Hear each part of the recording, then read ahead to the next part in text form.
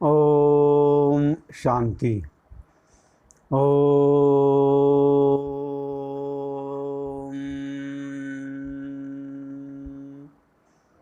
मुरली तारीख 5/6/2023। मीठे बच्चे, इस समय तुम सबकी वानप्रस्थ अवस्था है। तुम्हें वाणी से परे अब वापस घर चलना है, इसलिए बाप को याद करो। प्रश्न: 21 जन्म सुख मिलने का आधार क्या है? उत्तर: 63 जन्म की भक्ति। जिन्होंने पहले स्वतःप्रधान भक्ति की है, अर्थात जो पुराने अनेक जन्म के भक्त हैं, वही अब ज्ञान लेते हैं। उन्हें 21 जन्मों का सुख प्राप्त होता है। अभी तुम्हारा भक्ति का पाठ पूरा हुआ। भगवान तुम्हें भक्ति का फल देने आए हैं। भक्त भगवान को नहीं हो सकते। गीत है: माताओं माता तू सबकी भाग्य विधाता। ओम शांति। बच्चों ने माता की महिमा सुनी। अब माता को तो भगवान नहीं कहा जा सकता, क्योंकि भगवान को तो पिता कहा जाता है, परम पिता। अब पिता है तो माता भी जरूर चाहिए। माता को बहुत मानने वाले हैं। माता है तो पिता भी है। माता अपने को भगवान कह न सके, यह पॉइंट धारण करने की है। जगत अम्बा की कितनी महिमा है। ऐसा नहीं कहेंगे कि भगवान और बाप सर्वव्यापी है। नहीं, जब माता पिता कहा जाता है तो बच्चे भी हैं। अगर सर्वव्यापी है फिर तो सब भगवान है। फिर तो भगवती भी हो नहीं सकती। सर्वव्यापी के ज्ञान में भगवती तो रही नहीं।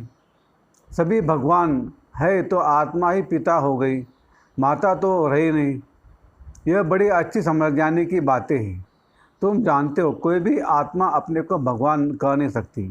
भक्त कहे हम भगवान हैं तो फिर माता सिद्ध हो नहीं सकती। और फिर भक्त तो पुनर्जन्म लेते हैं। भगवान तो पुनर्जन्म ले नहीं सकता। ऐसे तो नहीं भगवान को अपना शरीर है। तो इस सर्वव्यापी की बात पर अच्छी रीति समझाना है। भक्तों के लिए भगवान चाहिए ना।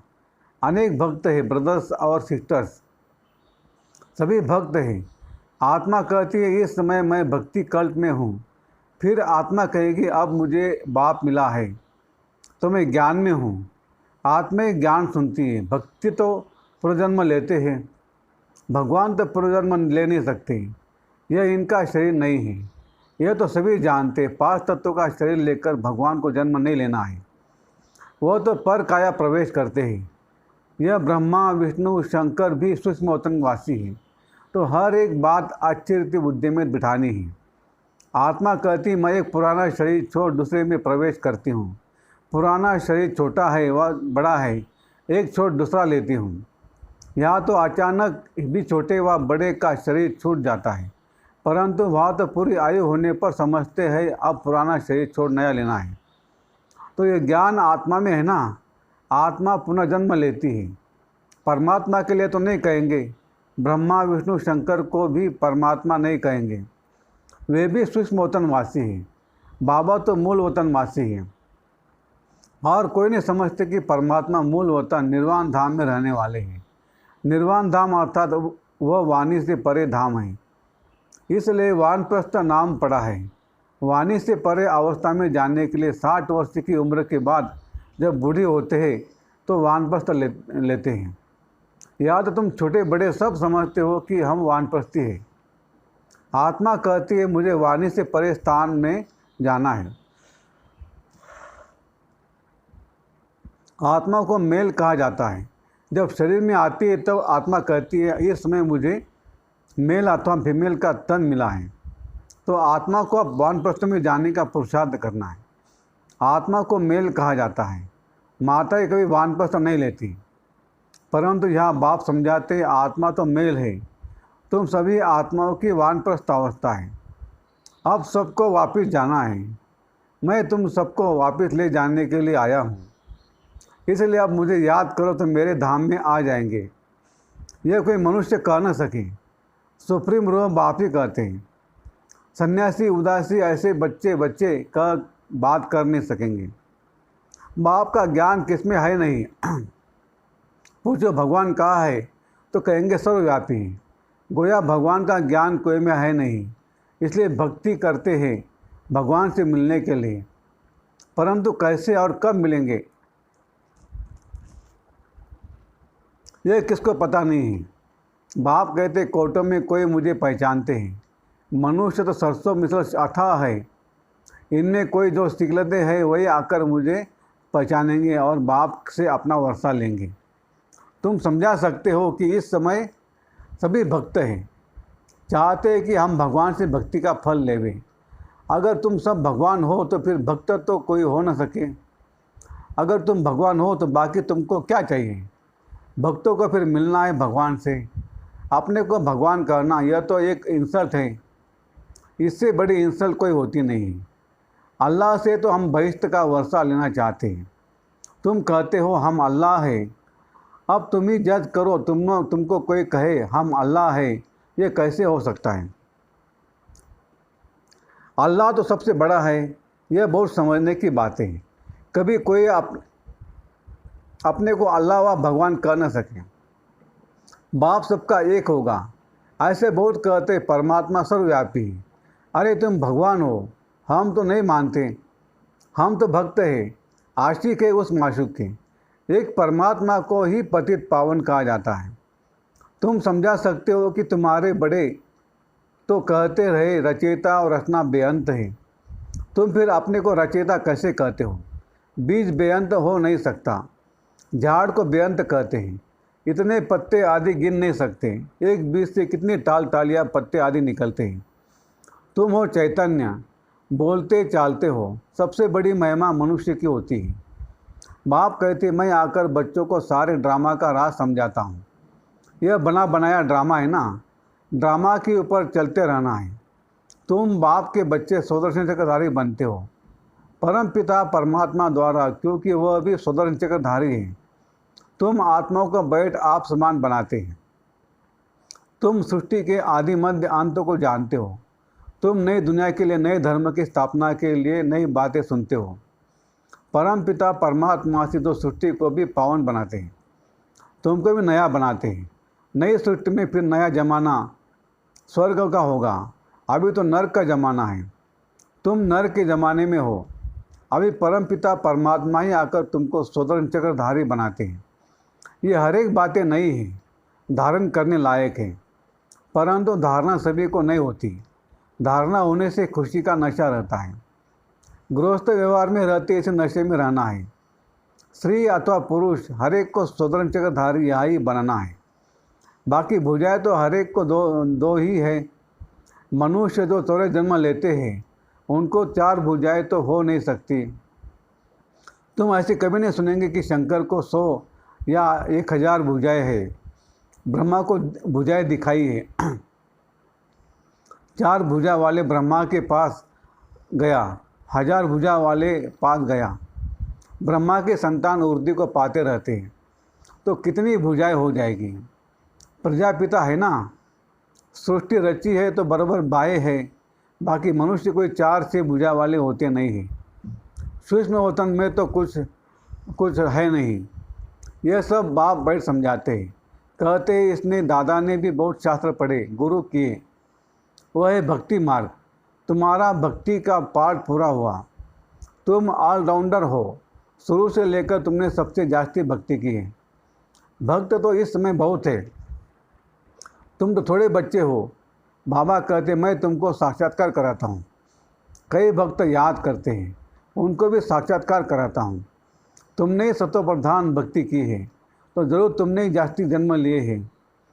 63 जन्म तुमने भक्ति की है, उसकी एवज 21 जन्म तुमको सुख मिलता है। कितनी समझने की बातें हैं।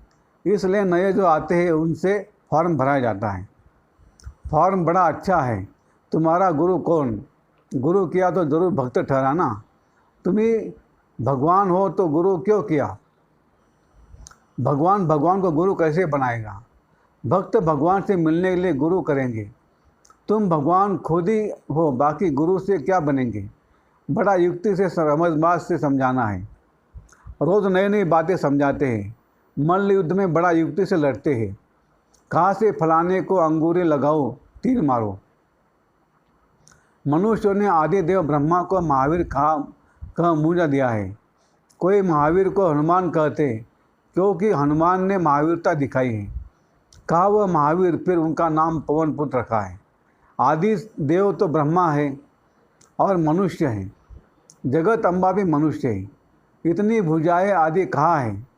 माता को इतनी भुजाएं हो तो हमको भी होनी चाहिए। वंडरफुल बातें हैं। ऐसे नहीं सभी धारण कर ज्ञान की उस नशे में रहते हैं। नंबरवार है, उन सत्संगों में कोई ऐसी बात नहीं रहती। यह तो स्कूल है, नंबरवार बच्चे हैं। कोई को माया का तूफान आया और यह गिरा, इसलिए ब्राह्मणों की माला नहीं बन सकती। फाइनल जब बनेंगे तो उसको रुद्र माला कहेंगे। तुम रुद्र शिव बाबा की संतान हो। रुद्र यज्ञ रचते हैं तो रुद्र का चित्र बड़ा बनाते हैं, बाकी छोटे छोटे शालिग्राम बनाकर पूजा करते हैं। बाप बैठ गुह्य बातें सुनाते हैं। जो सर्विसेबल बच्चे होंगे उनको आश्चर्य धारण होंगे और समझा सकेंगे। यह तो बड़ा सहज है। हम आत्मा हैं, कहते ब्रदरहुड है। आत्मा सब भाई भाई है। भाई भाई कह फिर आपस में लड़ते हैं। जब कहते हो ब्रदरहुड है, फिर फादरहुड कैसे कहते हो। सब ईश्वर कैसे हो, सब भगवान भाई भाई कैसे हो सकते हैं। वह तो सब आत्माओं का बेहद का बाप है। कितनी सहज बातें हैं। तुम जानते हो ब्रह्मा द्वारा नई दुनिया की स्थापना होती है, फिर आहिस्ते आहिस्ते बढ़ती है। एक दो से चार होते हैं, ऐसे वृद्धि को पाते ही रहते हैं। बराबर प्रजापिता ब्रह्मा है तो जरूर नई सृष्टि रचता होगा ना। जगत पिता वह है रचने वाला, तुमको रचा है। प्रजापिता ब्रह्मा द्वारा नई प्रजा की रचना रचते हैं, अर्थात पुरानी को नया बनाते हैं। मनुष्य फिर समझते सागर में पीपल के पत्ते पर आया। अच्छा, उसको फिर किसने रचा। यह बाप बड़े समझाते हैं कि नई प्रजा कैसे रचते हैं। वहाँ स्वर्ग में गर्भ में जैसे कि क्षीर सागर में आराम से बैठे। उस समय कोई ज्ञान नहीं रहता। शास्त्रों में तो कैसी बातें लिख दी है। प्रलय भी बड़ी और छोटी दिखाते हैं। वह कहते प्रलय होती है, बाप कहते प्रलय कभी होती नहीं। मैं आता हूँ ब्रह्मा द्वारा भारत को पतित से पावन बनाने। पतित दुनिया में मुझे आना पड़ता है। तुम जानते हो कल्प कल्प हम बच्चे बाप द्वारा भारत को पतित से पावन बनाते हैं। एक एक को भू भू करते हैं। सब विकारी पतित हैं। बाप है पतित पावन। उन द्वारा हम भी खुदाई खिदमतगार बनते हैं। हम भी पावन बनते हैं और बनाते हैं। अच्छा, माता पिता बाप दादा का मीठे मीठे सिगल दे बच्चों प्रति याद प्यार और गुड मॉर्निंग। रूहानी बाप की रूहानी बच्चों को नमस्ते। हम रूहानी बच्चों की रूहानी बाप दादा को याद प्यार गुड मॉर्निंग और नमस्ते। धारणा के लिए मुख्य सार। 1. इस बने बनाए ड्रामा पर चलते रहना है। ज्ञान का सिमरन कर सुदर्शन चक्रधारी बनना है। सदा खुशी में रहना है। 2. भक्तों को भगवान का सत्य परिचय देना है। भटकने से छुड़ाना है। ब्रह्मा की मददगार भुजा बन खुदाई खिदमतगार बनना है। वरदान। अपने शुभ भावना के संकल्प से हर आत्मा में उत्साह भरने वाले सच्चे सेवाधारी भव।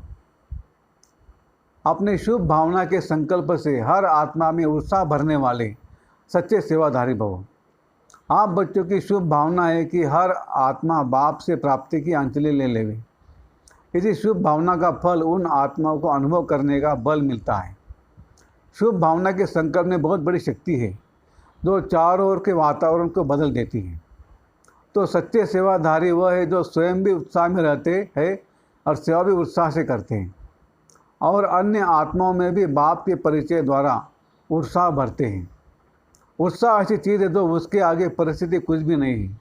वह वार करने के बजाय बलिहार हो जाती है। स्लोगन।